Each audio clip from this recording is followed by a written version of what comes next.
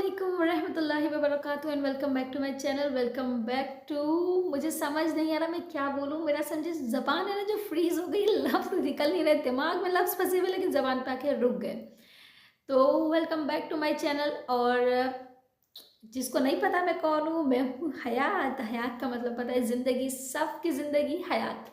अच्छा जी, देखिए आज का जो व्लॉग है ना उसमें मैं आप लोगों के साथ अपने दिल की बातें शेयर करने वाली हूँ, अपना दिल खोल के आप लोगों के सामने रखने वाली हूँ, ठीक है ना। समझे, हयात जो है ना वो खुली किताब होने वाली है। तो उस खुली किताब का पहला पर्चा पढ़ते हैं, ठीक है ना। पहले पर्चा कुछ इस तरीके से है कि देखिए मैं आप लोगों के साथ एक बहुत ज़रूरी बात शेयर करने वाली हूँ। मैं आप लोगों के साथ एक ऐसी चीज़, एक लाइफ चेंजिंग तरीका आप लोगों के साथ शेयर करने वाली हूँ जिससे आप लोगों के हर मुराद 150% पूरी होने वाली है। बस अगर आप ये काम कर लो, देखो वो काम ये है कि वो है तहज्जुद, ठीक है ना। आपको पढ़ना है तहज्जुद, लेकिन देखिए तहज्जुद पढ़ने के लिए उस तहज्जुद की अहमियत को समझना बहुत ज़रूरी है। जब तक हमें किसी चीज़ की कदर नहीं होगी ना तो हम उसको सीरियस नहीं लेते। हम इंसान ऐसे हैं, ठीक है ना। अब तहज्जुद को अगर मैं डिफ़ाइन करूँ तो तहज्जुद एक ऐसी चीज़ है जिसमें अल्लाह पाक सातवें आसमान से पहले आसमान पर आके कहता है कि कोई है ऐसा बंदा जो मुझसे मांगे, जो मुझसे पुकारे और मैं उसको दूँ, क्योंकि मैं देने पे कादिर हूँ, मुझे देना है मेरे बंदे को। लेकिन क्या कोई सच में मांगने वाला है? हम नहीं होते मांगने वाले, हमारे अंदर वो लालच नहीं है, ठीक है ना। हम क्या करते हैं, हमें कोई चीज़ चाहिए होती है ना, हम दुनियावी हर चीज़ के लिए हम लालच दुनिया वालों के सामने करेंगे, लेकिन जो देने वाला, जो हकीकत में देने वाला है ना, हम उसके सामने लालच नहीं करते। हम उसको बताते नहीं है कि अल्लाह पाक मुझे ये चाहिए, मेरा तुम्हारे सिवा कोई नहीं है, मुझे कोई ये नहीं दे सकता। अल्लाह मेरे ये रुके हुए काम कोई नहीं बना सकता। अल्लाह मेरे पास सिर्फ तुम्हारा ही साथ है, मेरे पास सिर्फ आप ही हो। आप अपने कुन फयकुन की अपनी रहमत से, अपनी शान से अल्लाह मेरे काम बना दो। फिर देखो आपका रब कैसे राज़ी नहीं होता, ठीक है ना। तो सबसे पहली बात तो ये कि तहज्जुद पढ़नी है। अब किस टाइम पढ़नी है, किस तरीके से पढ़नी है और कैसे पढ़नी है जिससे आपकी तमाम मुरादें पूरी हो सकती है, वो भी मैं आप लोगों के साथ टाइम शेयर कर रही हूँ, ठीक है ना। देखिए टाइमिंग की जब तक मैं बात करूँ ना तो टाइमिंग इस तरीके से है कि इशा से लेके फजर से पहले पहले तक का तो टाइम फिक्स है। लेकिन जो पीक टाइमिंग्स होते हैं ना, आप कहते हैं ना पीक टाइम्स में आप है ना, जैसे मैं एक अच्छी मिसाल मेरे दिमाग में आई इस वक्त। अब जैसे कि कोई सेल लगती है, कोई एक ब्रांड है, पाकिस्तानी ब्रांड आप ले लो, कोई सा भी, खादी या कुछ भी, आप नॉर्मल सेलिंग करते हो, सेल कपड़े खरीदते हो, लेकिन जब सेल लगती है तो हम टूट के जाते हैं, यार 50% ऑफ है, बस जल्दी पीक टाइम है, सेल हो रही है, जल्दी जल्दी शॉपिंग करके आते हैं, अच्छा खासा पूरा स्टॉक जमा कर लेते हैं। तो जब अल्लाह पाक ने भी तो हमें पीक टाइम दिया हुआ है, हमें बताया हुआ है कि ये देखो तहज्जुद में मांगो, मैं तो सातवें आसमान से तुम्हारे लिए उतरा हूँ, फिर देखो हम क्यों नहीं मांगते, हम क्यों यहाँ पे चूक कर देते हैं। अच्छा देखिए, कोशिश ये करनी है हमें कि हमें इशा के बाद का टाइम नहीं, हमें पीक टाइम्स में अल्लाह पाक से मांगना है। क्योंकि यार अल्लाह पाक को वो बहुत पसंद आता है जब मेरा बंदा गहरी नींद को छोड़ के, अपना गहरा इतना नरम मुलायम बिस्तर छोड़ के अपने दिल की मुराद मनवाने के लिए इस उम्मीद के साथ मेरे आगे सजदा रेज हो रहा है, तो वो फिर देखे वो अल्लाह पाक कैसे नहीं मानता। सबसे पहली बात, फजर से पहले पहले का टाइम पे आप पढ़ें। सेकंड चीज़, अल्हम्दुलिल्लाह के बाद आप लोगों को कोशिश करें कि 3 दफ़ा कुल हु अल्लाहु अहद पढ़ें, ठीक है ना। जो सूरह इखलास है उसकी फजीलत यह है कि आपने 3 दफ़ा या 4 दफ़ा, मुझे इस वक्त बिल्कुल दिमाग में याद नहीं आ रहा, पढ़ने से एक कुरान मुकम्मल हो जाता है, ठीक है ना। तो हमें तहज्जुद के वक्त एक कुरान पाक का भी सवाब मिल जाएगा। जब हम एक कुरान पाक समझे जितनी बड़ी फजीलत हासिल करेंगे और फिर अल्लाह पाक से मांगेंगे, तो क्या वो देने वाला नहीं है क्या? वो तो बेशक नवाजने वाला, वो तो कहता है मुझसे मांगो मैं दूंगा, मेरे पास हर चीज़ है, बस मुझसे पास मांगने वाला बंदा होना चाहिए। अच्छा, हम मांगते भी तो है, कैसे करते हैं हम? यहाँ हाथ उठाते हैं, अल्लाह हमें ये दे दो, अल्लाह हमें वो दे दो, बस इस तरीके से करते हैं और फिर चले मुसल्ला छोड़ दिया, जान नमाज छोड़ के खड़े हो गए, नहीं। और जब दुनिया के सामने मांगना होता है तो हम पीछे पड़ जाते हैं, प्लीज़ ये दे दो, प्लीज़ वो दे दो। और फिर जब थर्ड टाइम वो बंदा होता है ना जिससे हम मांग रहे होते हैं, वो कहते हैं यार ये तो पीछे ही पड़ गया है मेरे, वो तो मेरे पीछे ही नहीं छोड़ा, मैं तो फंस गया हूँ। वो बस उसके ये लफ्ज़ होते हैं। लेकिन हमारा अल्लाह कहता है मुझसे मांगो, मैं तुम्हें थोड़ी इस तरीके से वो शर्मिंदा होने दूंगा। वो तो कहता है कि मुझसे मांगो, मैं तुम्हें कैसे नवाजता हूँ, तुम्हारी दुनिया पलट के मैं रख सकता हूँ, तो बस तुम मांगने वाला होना चाहिए। हमें देखें मांगना है अल्लाह से, लेकिन किस तरीके से मांगना है? हमें तो दुनिया भी मांगनी है उससे और हमें अपनी आखिरत भी मनवानी है। क्योंकि देखिए हम मुसलमान हैं, हमारा बिल्कुल ईमान है कि हाँ आखिरत होनी है, हमें फिर से लौट के अल्लाह के पास जाना है, तो फिर हम उसकी तैयारी में भी क्यों ना अल्लाह से मांग लें।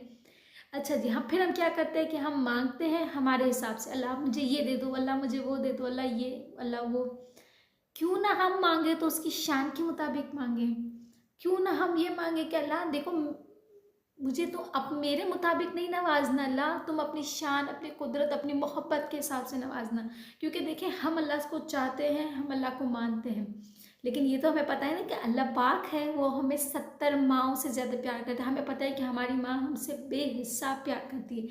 तो जब हमें ये भी तो पता है कि जब हमारी माँ हमसे एक मुताबिक एक हिस्सा प्यार करती है, जो हमारे लिए समझो कुल जहान है, हमारी माँ वो हमसे एक हिस्सा जितना प्यार करती है, तो हमारी अल्लाह जो अल्लाह पाक है वो तो 70 टाइम्स ज़्यादा प्यार करते हैं।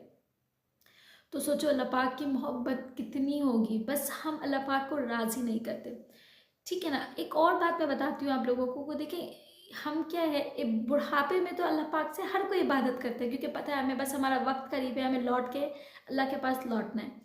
बचपन में तो इंसानों को, बच्चों को समझ ही नहीं होती, ठीक है ना। लेकिन जो जवानी का वक्त है, ये एक ऐसा पीक टाइम है, मैं इसको कहूँगी, जिसमें अल्लाह इतना राज़ी होता है। अल्लाह कहता है कि देखो, ये वो वक्त था, अपने फरिश्तों को कहता है अल्लाह पाक कि देखो ये वो वक्त है, इस वक्त में तो इसके पास हर चीज़ है, इसके पास सेहत है तो ये ऐश अयाशी कर सकता है, इसके वो मैंने पैसा भी दिया है तो इसको उसकी धुन में भी खो सकता है, इसको मैंने हर चीज़ दी है, फैमिली दी है, बस वो, लेकिन वो फिर भी देखो मेरे पास लौट के आया, मेरा बंदा मेरे लिए फ़र्ज़ नमाज़ें तो पढ़ रहा है, लेकिन देखो मेरे आगे तहज्जुद पढ़ने आया। इसका मतलब वो मुझसे बहुत प्यार करता है। फिर अल्लाह पाक कहता है कि तुम जब मुझसे प्यार करते हो, फिर मैं तो तुमसे 70 गुना प्यार करता हूँ, फिर मैं तुम्हें कैसे ना नवाजूँ। फिर तो देखो कि कैसे आपकी एक वक्त की काया नहीं पलटती, मैं इसको ये कहूँगी। अच्छा जी, तो तरीका जो मैं आप लोगों के साथ शेयर कर रही थी ना, तरीका आपको मैंने बता दिया, 3 कुल पढ़ना है। फिर इसके बाद जो आपको सजदे करने हैं ना, सजदे थोड़े लंबे करने हैं। देखिए, हम जो दिन की नमाज़ें पढ़ते हैं, पाँच वक्त की, वो हम जल्दी से नमाज़ पढ़ के खड़े हो जाते हैं, ठीक है ना। उसके ऊपर मैं किसी और दिन आपसे बात करूँगी।